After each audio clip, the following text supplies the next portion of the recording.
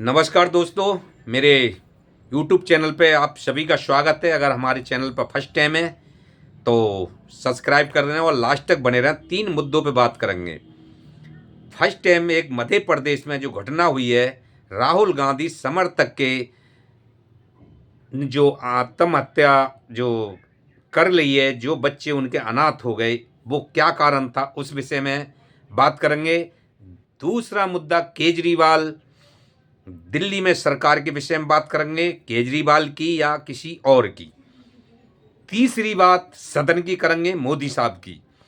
तो दोस्तों, सबसे पहले चलते हैं मध्य प्रदेश में।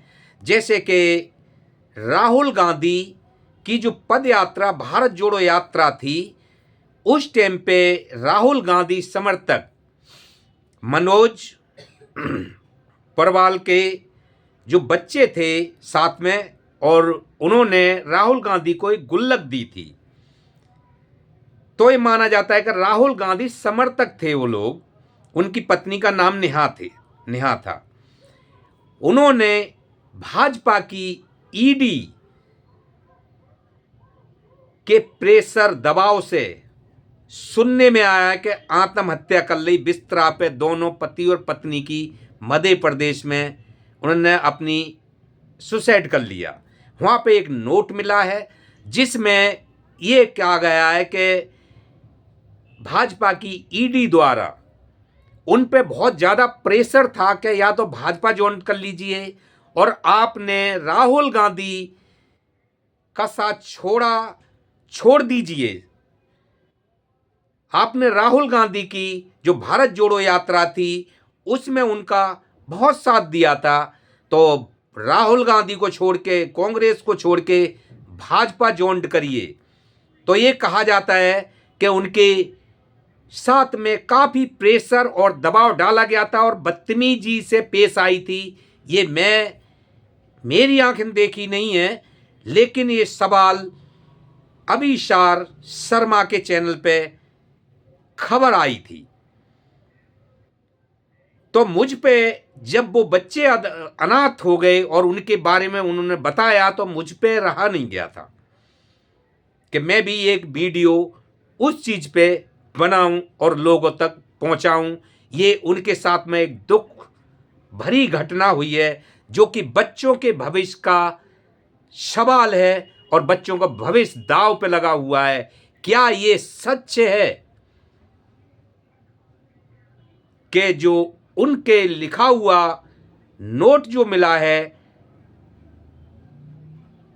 एप्लीकेशन मिली है, उसमें लिखा है कि ईडी के दबाव से भाजपा ज्वाइन करो, उस दबाव से राहुल गांधी को छोड़ो, और उनके साथ में बदतमीजी करते हुए प्रेशर उन पर डाला गया था और उनके कंधे पे ईडी वाले अफसर ने जूता रखा था और उन्होंने बहुत जलील किया कि अगर ऐसा नहीं किया, हमारी बात नहीं मानी, तो आपको हम जीना हराम आपका हम कर देंगे।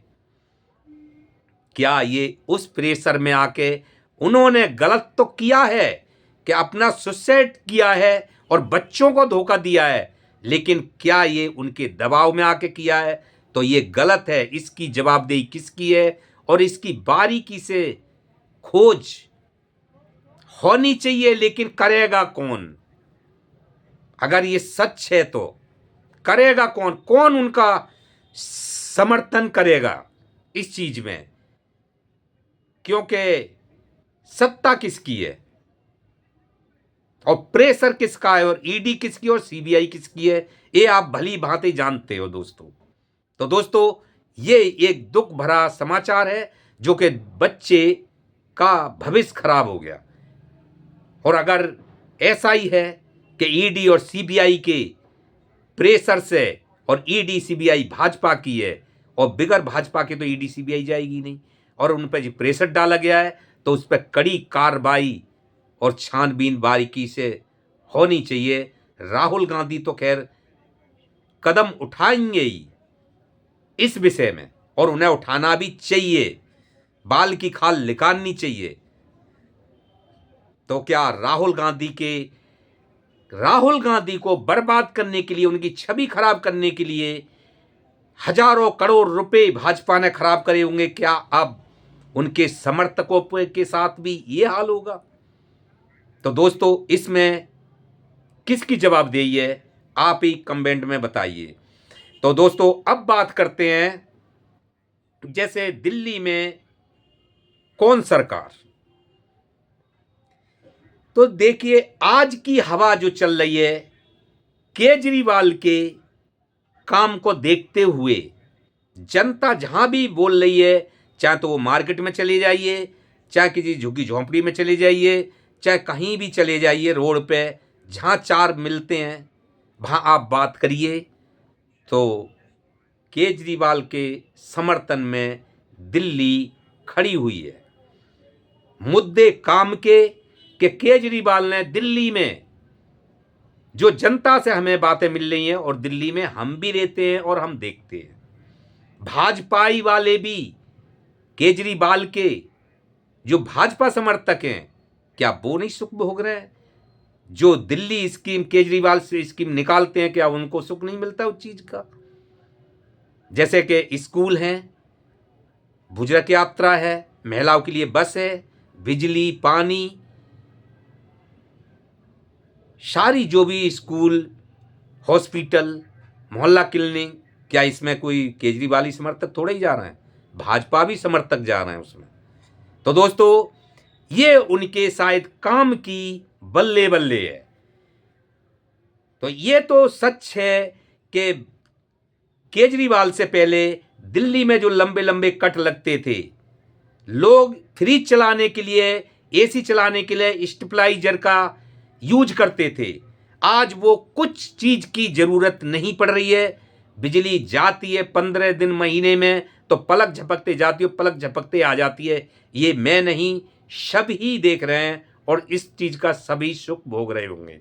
अब जो जीत गई सरकार, तो 2100 रुपया पर महिला के लिए उसके अकाउंट में।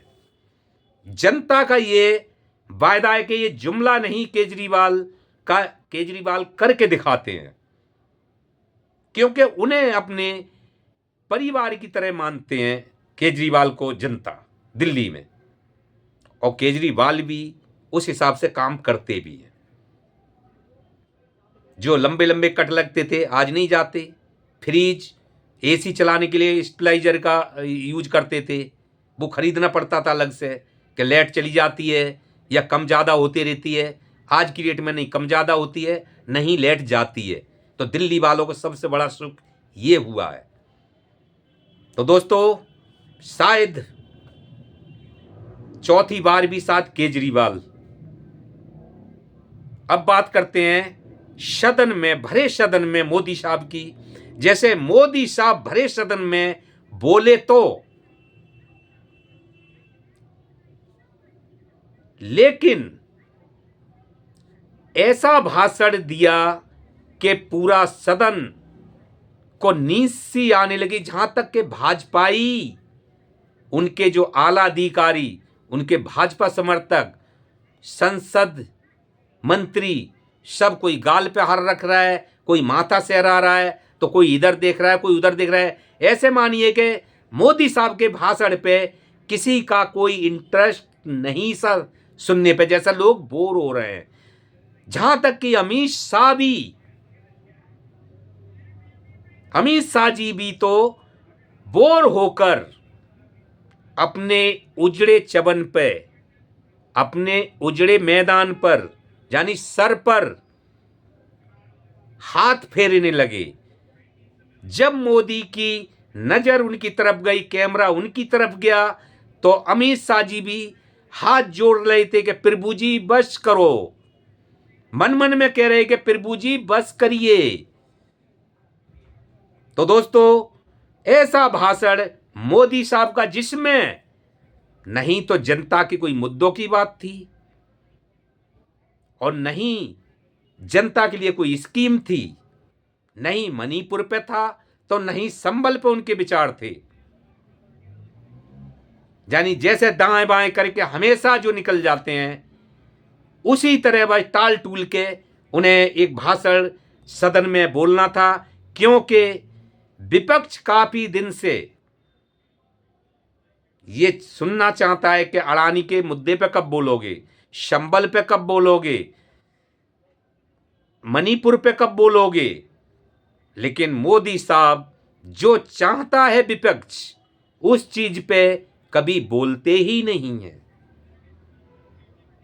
तो दोस्तों, आजकल सदन में कांग्रेस का पल्ला भारी है, क्योंकि पहले राहुल गांधी ही अकेले सब पे भारी हो रहे थे, जिस पे मोदी साहब सदन छोड़ के भाग जाते थे कई बार। अब तो प्रियंका गांधी भी सदन में पहुंच गई, सोनिया गांधी भी लोकसभा की संसद, 3 संसद सदन में। तो मोदी साहब की, भाजपा वालों की टेंशन कम होने की बजाय बढ़ती नजर आ गई, जिसमें आला अधिकारी मोदी साहब अकेले राहुल से परेशान थे, अब तो प्रियंका गांधी भी हैं। तो दोस्तों, कांग्रेस का पल्ला और सदन में उनकी बोलचाल भारी हो गई, जो कि हमेशा राहुल गांधी पे अनुराग ठाकुर जैसे जो तीखे बारों के बार करते थे, आज उनको थोड़ा सोच समझ के बोलना पड़ेगा, क्योंकि प्रियंका गांधी जो जो सवाल और मुद्दे उखेड़ती हैं और बोलने में इतने 35 साल का जो एक्सपीरियंसेस लेके बैठी हुई हैं, तो सामना प्रियंका गांधी का और फिर सपोर्ट राहुल गांधी, सोनिया गांधी, पूरे कांग्रेस नेता, इंडिया गठबंधन की भारी बहुमत भाजपा वालों को भारी पड़ती नजर आ रही है। तो दोस्तों, नमस्कार, दीजिए प्रेम को इजाजत।